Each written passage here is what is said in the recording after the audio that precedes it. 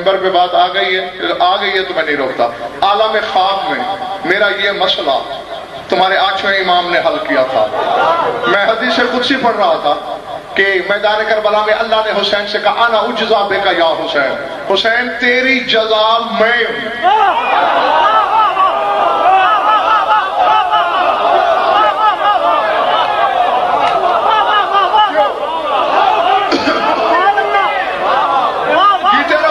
تمہارا دل چاہے اللہ کرے آنا اجزا بک, میں تیری جزا ہوں.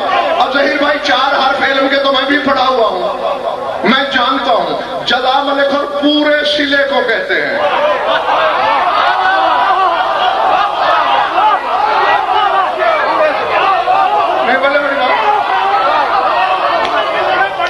پورے صلے کو, یعنی آپ نے ایک مزدور بلایا, یہ کام کرنا ہے, کتنے پیسے لوگے؟ 200.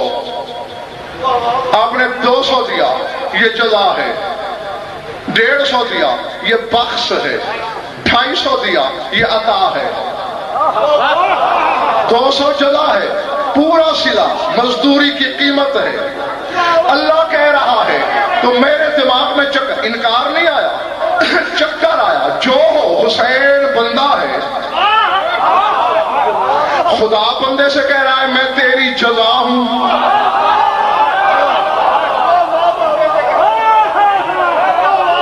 میں تیرا صلہ ہوں. 2 رکعت نماز پڑھی, استغاثہ کیا امام زمانہ سے.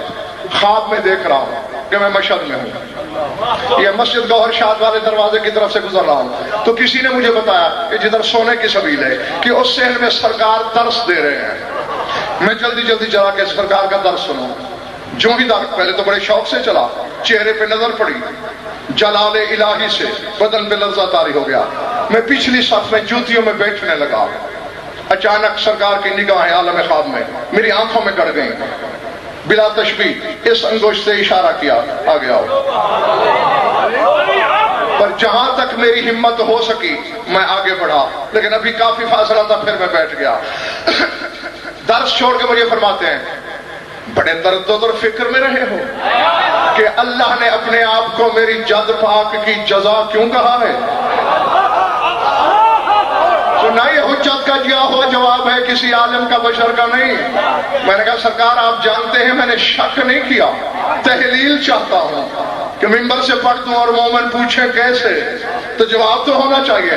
فرمایا تم نے سورہ نساء میں آیت نہیں پڑھی, اللہ کہہ رہا ہے فَإِذَا حُيِّيتُم بِتَحِيَّةٍ فَحَيُّوا بِأَحْسَنَ مِنْهَا أَوْ رُدُّوهَا. جب تمہیں کوئی تحفہ دیا جائے یا اس سے بہتر تحفہ دو یا ویسا ضرور دو.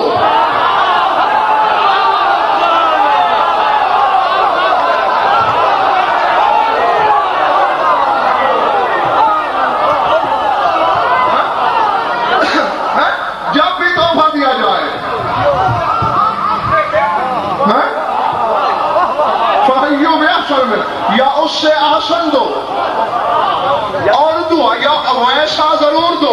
تو فرمایا میرے جد پاک نے اللہ کو توحید بچا کے تحفے میں دی. اب توحید سے بہتر شاید اس کے پاس نہیں تھی, اللہ نے وہی حسین کو لوٹا دی.